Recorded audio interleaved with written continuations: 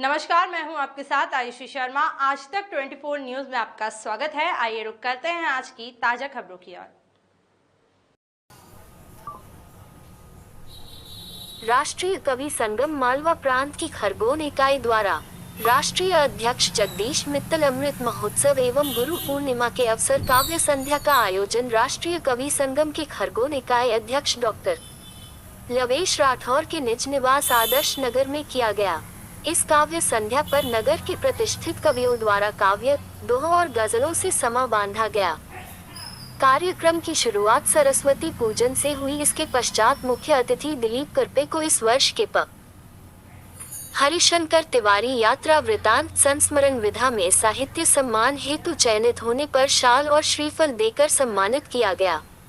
इसके पश्चात काव्य संध्या का दौर चला। हेमंत बोरिया ने अपनी गजल बुरा हो वक्त तो जाहिर असल किरदार हो इसका, यूं दुनिया देखने में तो भली मालूम होती है, तारांकन सुनाकर वाहवाही बटोरी। मशहूर गजलकार महेश जोशी ने बारिश के मौसम पर अपना शेर जाने कैसे अलग चमकने लगती है। कार्यक्रम का आकर्षण रहे सुप्रसिद्ध गीतकार कांता प्रसाद कमल ने श्रोताओं की मांग पर श्रृंगार रस के साथ साथ अनेक रचनाएं सुनाई। मुक्तक के माध्यम से कांता प्रसाद कमल ने सामाजिक तानोबानों पर व्यंग्य कस। वीरेंद्र दसौंधी ने राष्ट्रीय कवि संगम के राष्ट्रीय अध्यक्ष जगदीश मित्तल के अमृत महोत्सव पर और गुरु पूर्णिमा पर रचना प्रस्तुत की। कार्यक्रम की अध्यक्षता कर रहे डॉक्टर लवेश राठौर ने गुरु पर हर तरफ फरहत की तितली बैठ जाती है, पिता की गोद में जब आके बेटी बैठ जाती है, गजल प्रस्तुत की। संवाददाता हाशिम खत्री।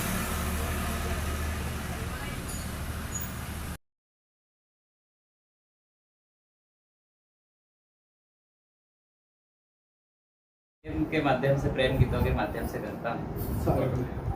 माँ सरस्वती को प्रणाम करता हूँ।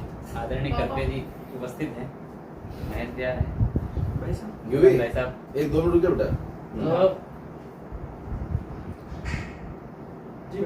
आज सर की पुस्तक का मेरे को वैसे तो पहले ही पता था, लेकिन चूंकि मैंने भाई साहब को बताया कि मैं थोड़ा सा दूसरी समस्याओं में था, तो जैसे भैया का फोन आया कि ऐसा करना है, तो मैंने नहीं बिल्कुल पूछने की क्या जरूरत है, क्योंकि बड़ा गर्व का मतलब अच्छा लगता है कि इन जैसे वटवृक्ष की छाया में हम लोग हैं।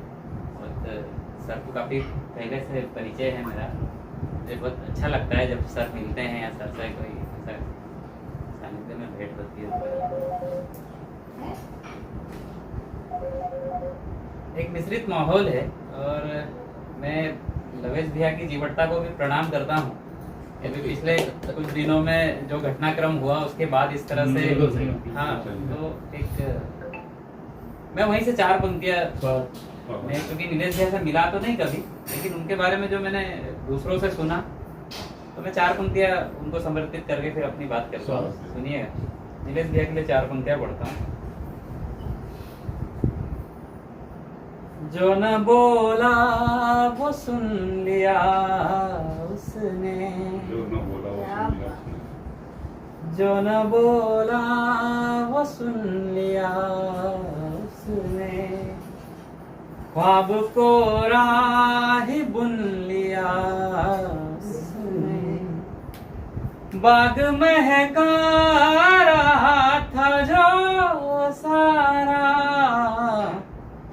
बाग महका रहा था जो सारा, एक वही फूल चुन लिया उसने, एक वही फूल चुन लिया। 4 पंक्तियां और सुनिए। पिछली जो राष्ट्रीय कवि संगम की गोष्ठी हुई थी वो हरी पर्वत कॉलोनी में थी, और वो लोकसभा चुनाव से पहले थी। हम लोगों का ये तय हुआ था कि हम जैसे ही चुनाव खत्म होंगे फिर एक गोष्ठी और करेंगे, और हम जिस विचारधारा से आते हैं, जिससे थोड़ा बहुत हम लोग कनेक्ट रखते हैं, तो जब परिणाम आए तो उस परिणाम के बाद 4 पंक्तियां निकली। आप सुनिएगा, आप पहुंच जाएंगे वहां तक। निवेदन करता हूँ। झूठा विश्वास चुन लिया तुमने, कैसा संतरास चुन लिया तुमने, राम तो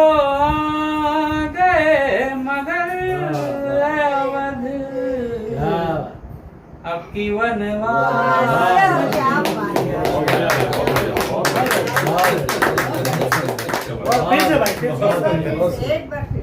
झूठा विश्वास चुन लिया तुमने।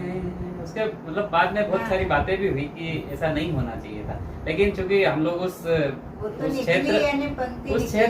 क्षेत्र से नहीं है, मेरा राजनीति से कोई लेना देना नहीं है, लेकिन फिर भी जब आस्था की बात होती है तो कहीं ना कहीं फील तो होता ही। झूठा विश्वास चुन लिया तुमने, कैसा संतरास चुन लिया तुमने। राम तो आ गए मगर अवध अब की वनवास चुन लिया। बहुत बढ़िया।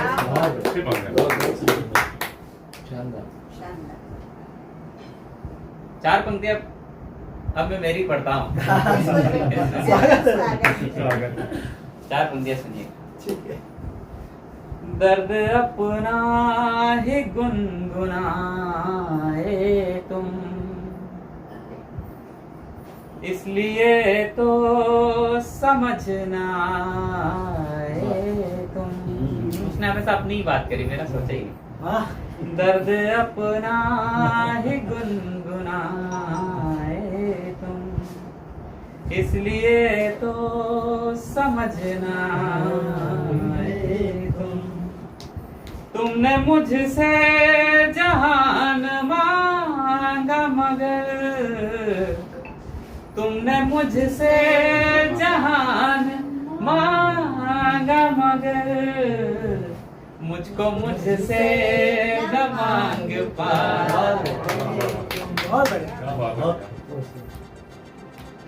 चार पंक्तियां आप सुनिए। सर सुनना।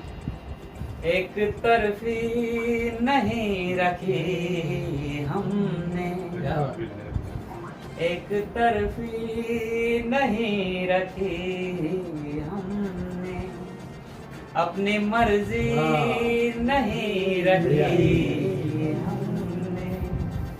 शाम सारी चुप रहे तो जिंदगी मालूम होती है, और बुरा हो वक्त तो जाहिर असल किरदार हो इसका।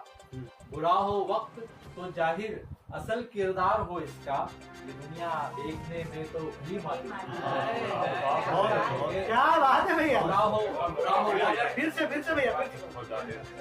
कि बुरा हो वक्त तो जाहिर असल किरदार हो इसका, ये दुनिया देखने में तो भली मालूम।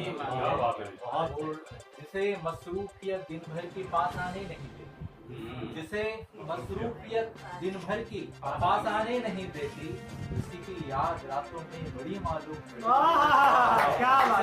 मसरूफियत दिन भर की पास आने नहीं देती, उसी की याद रातों में बड़ी मालूम होती है। और तुम्हारे साथ गुजरे पहर भी लगते हैं दो पल से, तुम्हारे साथ गुजरे पहर भी लगते हैं दो पल से, तुम्हारे बिन घड़ी भर भी सदी मालूम है। तुम्हारे बिन घड़ी भर भी सदी मालूम होती है। बहुत हमका तो मन से तो लगी। तुम्हारे साथ गुजरे पहर भी लगते हैं दो पल से, तुम्हारे बिन घड़ी भर भी सदी मालूम लग होती है। और जरूरत ने उसे बूढ़ा नहीं होने दिया, जरूरत ने उसे बूढ़ा नहीं होने दिया तक, मगर हाथों की अब वो थरथरी मालूम है। जरूरत ने उसे बूढ़ा नहीं होने दिया तक, मगर हाथों की अब वो थरथरी मालूम होती है। और चले थे साथ तुम जितना सफर उतना ही रोशन था, चले थे साथ तुम जितना सफर उतना ही रोशन था। उसके बाद तो बस तीर की मालूम, उसके बाद तो बस तीर की मालूम होती है। आखिरी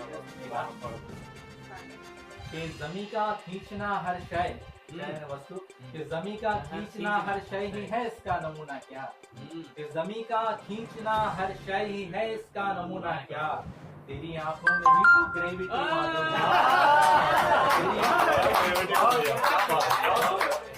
है।